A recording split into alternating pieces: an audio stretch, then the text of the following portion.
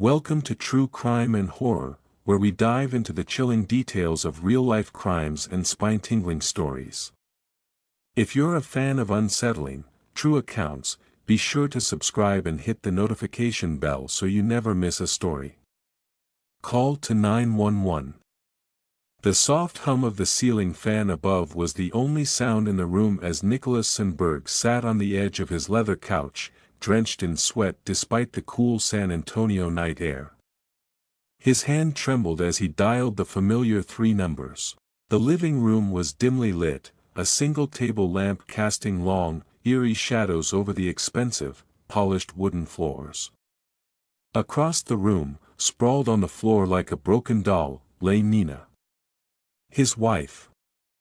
Her blood was seeping slowly into the rug, creating a dark pool around her, the red a stark contrast against the pristine beige. Her eyes were closed, her once fiery, lively face now cold and motionless. Nicholas's breath was shallow, his chest rising and falling as he clutched the phone. The operator's voice crackled through the receiver. 911, what's your emergency? Nicholas could hardly find the words, his voice thick with shock and disbelief. I just shot my wife. For a moment, there was only static on the line as the dispatcher processed his words. Nicholas's eyes were locked on Nina's body, frozen in place. A million thoughts raced through his mind, but they all led back to one thing: he had done it. He had pulled the trigger. Sir. The voice on the other end was sharper now, urgent. Can you repeat that? Nicholas swallowed hard. His throat felt dry, like sandpaper. I shot her. She's dead, he whispered, tears starting to well in his eyes. He could feel the weight of what he'd done pressing down on him like a heavy, suffocating blanket. The dispatcher continued asking questions, but Nicholas was no longer listening. His mind drifted back to where it all began, back to the life they had built together, and to the slow, agonizing unraveling that had brought them to this moment. The Sandberg's picture-perfect life. Nicholas Sandberg, 45, had always been a man of routine. His life was structured, stable, by all appearances, perfect. He had a successful career in real estate, 2 teenage kids, Samantha and Josh, and a beautiful wife, Nina. They lived in an upscale neighborhood in San Antonio, a place where the lawns were manicured and the houses gleamed under the Texan sun. Nicholas was a provider. He worked long hours, often late into the night, securing deals and growing his real estate business. To outsiders, he was the epitome of success, a man who had it all. But behind the closed doors of their immaculate home, things were far from perfect. Nina, 7 years younger, was once the light of his life. She had a radiant energy that drew people in, her charm and beauty making her the center of attention at every event. But in recent years, something had shifted. Nicholas noticed it first in the small things, the way she laughed less, the way her smile never quite reached her eyes. She started going out more, staying late after work, always with an excuse, always just beyond his reach. He told himself it was nothing. After all, they had been married for over 15 years. Things weren't as exciting as they once were, but that was normal. He was busy, and she needed her space. At least, that's what he convinced himself. The affair. It was a warm afternoon when Nina sat across from Stephen Russell at their favorite cafe. The small, cozy space was tucked away in downtown San Antonio, a place they often visited after work. Stephen, 40, was a designer at the firm where Nina worked. He was charismatic, confident, and had a sharp wit that Nina found intoxicating. The cafe bustled with the sound of clinking cups and low conversations, but Nina barely noticed the other patrons. She leaned in slightly, her fingers tracing the edge of her coffee cup. For weeks, she had found herself drawn to Stephen, not just physically, but emotionally. He was easy to talk to, always making her feel seen and heard, something Nicholas hadn't done in years. Stephen smiled, his blue eyes sparkling with mischief. "So, how's the husband?" Nina sighed, the tension in her shoulders visible as she spoke. "Honestly, it's been rough. Nicholas, he's distant. It's like he's there but not really there, you know. He's either at work or thinking about work.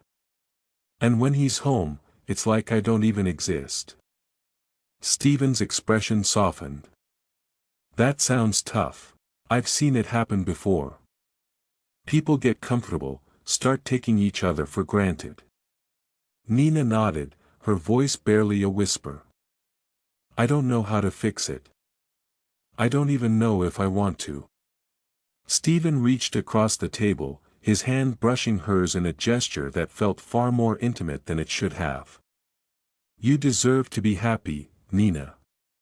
You deserve someone who actually pays attention to you." Her heart fluttered at his words. For the first time in a long while, she felt understood. And in that moment, the lines between friendship and something more began to blur. The moment it crossed from emotional to physical was inevitable. One evening, after a work event, Nina and Stephen lingered behind, chatting and laughing over drinks. The office was dimly lit, the soft hum of the air conditioning the only sound around them. "I think we're the last ones here," Stephen commented, glancing around. Nina smiled. "Seems like it. Everyone else probably has somewhere to be. Do you?" The question hung in the air, loaded with meaning. Nina hesitated for a brief moment, but then, without thinking, she leaned in. Their lips met in a slow, cautious kiss at first, but it quickly deepened, the pent-up tension of weeks finally finding release. Before the physical affair started, Nina and Stephen had spent countless hours talking, their conversations gradually becoming more personal and intimate. One evening, they found themselves in Stephen's cozy apartment, a space that was warm and inviting, filled with soft lighting and the scent of freshly brewed coffee. Nina sat on the edge of Stephen's sofa, her hands clasped in her lap as she spoke. Stephen sat across from her, his gaze attentive and understanding. "Stephen, I don't know how to explain it," Nina said, her voice trembling slightly. "Nicholas and I. It's like we've drifted so far apart. I feel so alone." Stephen's expression softened, his eyes filled with sympathy. "I can imagine how hard that must be. It's never easy to feel like you're in a relationship where you're the only one putting in effort." Nina nodded, her eyes welling up with tears. "I've tried to talk to him, to fix things, but he's always so absorbed in his work. It's like he doesn't even see me anymore." Stephen reached out, placing a comforting hand on hers. "It sounds like you're carrying a heavy burden. You deserve to feel valued, to feel loved." The sincerity in Stephen's voice touched Nina deeply. She felt a connection with him that she hadn't felt in years, and his words seemed to lift the weight of her loneliness. They talked for hours that evening, their conversation growing increasingly personal as they shared their deepest fears and desires. As the night wore on, Nina realized she was falling for Stephen not just physically but emotionally. He was the first person in a long time who had made her feel seen and heard. The emotional intimacy they shared became the foundation for their physical relationship, and Nina found herself drawn to him in a way she hadn't anticipated. The affair began in earnest after that night. They would meet in secret, hotels, his apartment, wherever they could find privacy. Nina felt alive in a way she hadn't in years. With Stephen, she was seen, desired. She told herself it was harmless, that it didn't mean she didn't love Nicholas. But the deeper she fell into her affair with Stephen, the more distant she became from her husband. The first confrontation. The tension had been building for weeks. Nicholas could no longer ignore the signs, the late nights, the secretive phone calls. One evening, after Nina returned from another work meeting, Nicholas decided it was time. He stood in the kitchen, his arms crossed as she walked in, her heels clicking on the tiled floor. "Who is Stephen?" Nicholas asked, his voice deceptively calm. Nina froze for a moment, her eyes flicking to his, then away. She didn't answer right away, instead walking to the fridge and pulling out a bottle of water. The silence stretched between them, thick and suffocating. "Nina," Nicholas pressed, his voice harder now, "who is Stephen?" She set the water down, turning to face him. Her expression was unreadable, but there was a flicker of defiance in her eyes. "He's my colleague." Nicholas's jaw clenched. "Colleague? Is that all he is?" Nina didn't respond, but her silence said more than words ever could. "Nina," Nicholas's voice cracked, are you having an affair?" For a moment, Nina looked away, her lips pressed into a thin line. Then, with a sigh, she finally spoke. "Yes." The word hit him like a punch to the gut. He had known, deep down, but hearing it out loud was something else entirely. "How long?" Nicholas asked, his voice barely above a whisper. Nina shrugged, her tone casual as if they were discussing the weather. "A few months." Nicholas stared at her, his heart racing. "How could you do this to us? To the kids?" Nina crossed her arms, her expression hardening. "What did you expect, Nicholas? You're never here. You're always working, always distracted. I'm lonely. I've been working for us, for our future." Nicholas shouted, his anger bubbling to the surface. Nina scoffed, rolling her eyes. "Our future? You mean your future? You don't care about me anymore. You stopped caring a long time ago." "I've always cared," Nicholas said, his voice shaking. "But you didn't even try to talk to me, to fix this." Nina met his gaze, her eyes cold. "I don't want to fix this, Nicholas. I'm only staying for the kids." Nicholas's descent into obsession. After that night, things between them only grew more strained. Nicholas tried to keep up appearances for the sake of their children, but every day felt like a battle. The once loving husband had become a man haunted by jealousy and betrayal. He watched Nina like a hawk, scrutinizing her every move, every glance, every whispered phone call. The house, once a sanctuary, now felt like a prison.